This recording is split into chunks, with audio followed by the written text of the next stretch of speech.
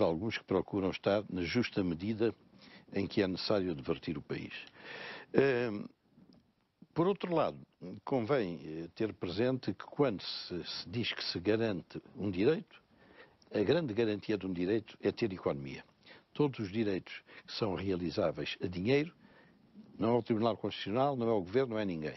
Esses direitos só valem na medida em que a economia puder satisfazê-los. Quando este Estado Social começou a ser, digamos, construído, a nossa economia andava por 4 a 5%. Nestes 12 últimos anos, a nossa economia está em zero. Verifica que em 1970 havia 250 mil pensionistas. Em 2010, há mais de 4 milhões e meio de pensionistas. Então, o seguinte, é preciso arranjar dinheiro para pagar estes 3 milhões e meio de pensionistas. Nunca é demais sublinhar esse número.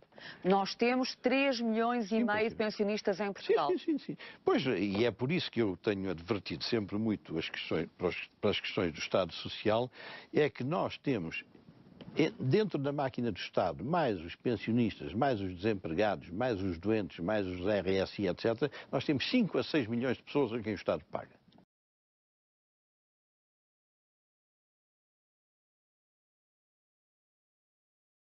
Portanto, isto não é brincadeira. Isto não é brincadeira. E a comunicação social, por via de alguns comentadores, parece que anda a brincar com esta realidade.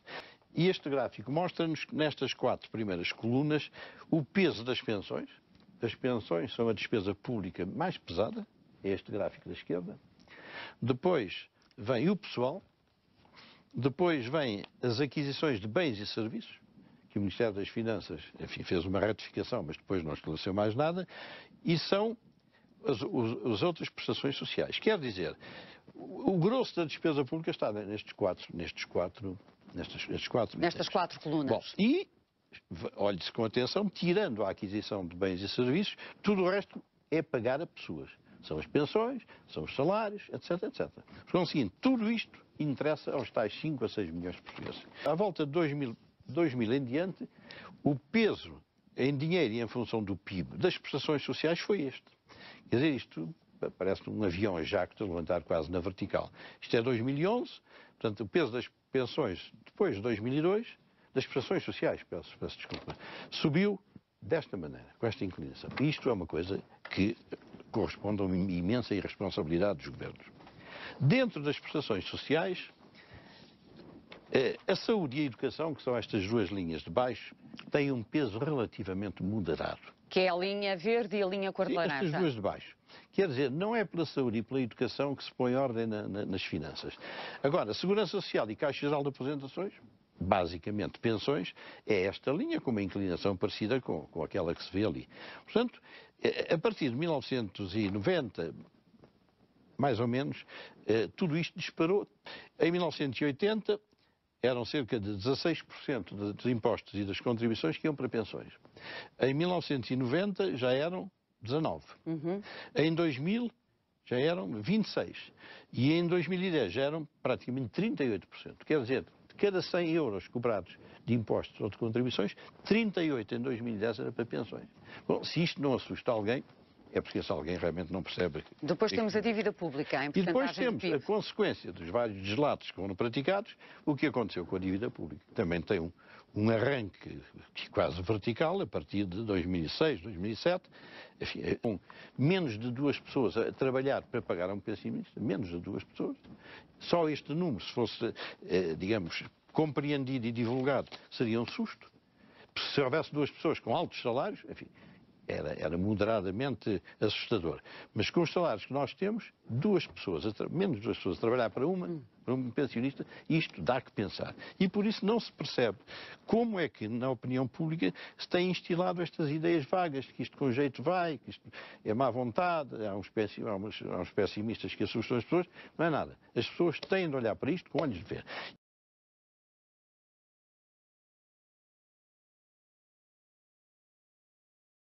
Este número acaba por ser muito importante. Este número é muito 30% importante. das pensões pagas em 2013 já são financiadas pelo Orçamento de Estado. Este número é muito importante porquê? Porque, obviamente, não sendo o sistema autossustentável com base nas contribuições, vai recair um peso crescente no Orçamento de Estado.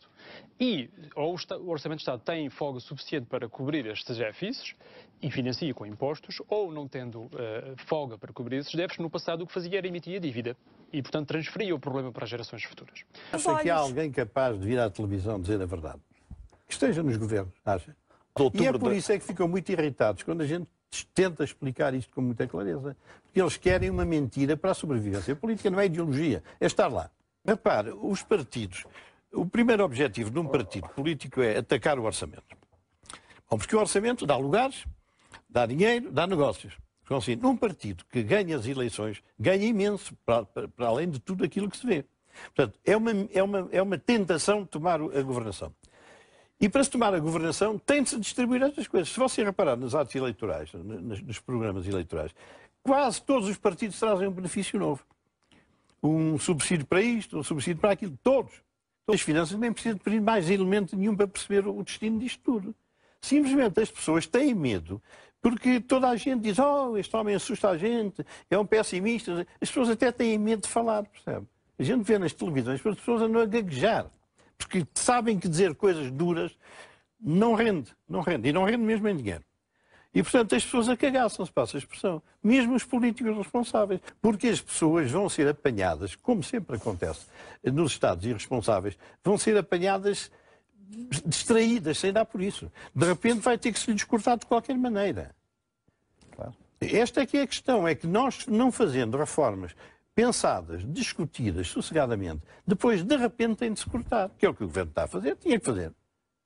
E é isso que eu condeno neste Governo, é o silêncio sobre o estudo desta realidade, que é o chamado Estado Social, que é o problema mais grave que existe dentro da sociedade portuguesa. E isto é uma bomba de relógio que nós... Enquanto quisermos dizer às pessoas, e tentar dizer às pessoas, que a origem desta crise e destes aspectos tem a ver com os reformados e com os pensionistas, devo dizer que há um ponto que tem que começar a ser eliminado da cabeça das pessoas, é que tem-se dito permanentemente, mas tem-se dito permanentemente que 80% da despesa pública é pensionistas e os funcionários públicos. Portanto, o que fazer se não cortar aqui é mentira, isso não é verdade. Despesas de pensionistas e funcionários públicos não anda mais do que 50 e poucos por cento. Só nestes 50 e poucos por cento é que se entende que se deve resolver o problema orçamental. Não é porque eu acho que este Governo deve estar. Porquê? Bom, porque o Governo veio, tinha que mexer nas despesas, não mexeu nos municípios. Tinha que eliminar uma série de municípios, mas há uma série de compadres partidários, não se toca nos municípios. Os PPPs andaram a arrastar os pés, a fingir que andavam a tratar do assunto. O IVA tiraram essa brutalidade que dá prejuízo ao Estado, que é o IVA sobre os restaurantes. A eletricidade tiraram o IVA para 23%. Há rendas manifestamente excessivas, pese as circunstâncias, que levam a EDP a contrariar. O Estado não toca em nada, percebe? E, portanto, o Governo mostrou que não estava ciente ou consciente dos pontos fulcrais da nossa sociedade. O PS, quando entrou para o Governo em 2005, a despesa pública andava por 70 mil milhões. Quando em 2010 começou o colapso, a despesa era de 90 mil milhões. Quer dizer, subiu mais rigorosamente 21 mil milhões. Se fizermos as contas agora com a economia que temos, que é um PIB de 165 mil milhões, o Estado só tem dinheiro sem déficits se gastar no máximo de 70 mil milhões. Quer dizer, nós estamos nos 80, viemos dos 90 a 2010, estamos agora nos 80 e temos que baixar para 70. Quando as pessoas se assustam... Temos que baixar para 70 porque, na sua opinião, e olhando para aquilo que o país... São números.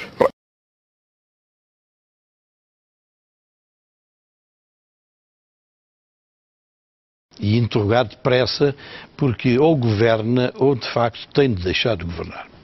Porque o Governo não pode continuar a pensar que é ir buscando impostos que vai buscar dinheiro para manter despesas que ele deve dominar. Dou-lhe o exemplo das PPPs, que é um exemplo significativo. O que o Governo tem que fazer é chamar os concessionários e dizer este contrato foi feito quando o Estado tinha dinheiro para pagar. O Estado está falido.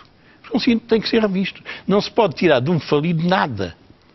porque não tem património. Por conseguinte, o Estado português está falido. O Governo tem autoridade para dominar a despesa, porque o Governo tem de mexer nos PPPs, nos problemas, nos rendimentos excessivos das elétricas, tem de acabar com municípios, com freguesias, com institutos, com tudo isso que de facto custa dinheiro. E que constitui, para além de custar dinheiro, isto aos olhos da população é uma coisa incompreensível. Um Governo que tem maioria não pode ter medo dos municípios extinguidos, nem das freguesias.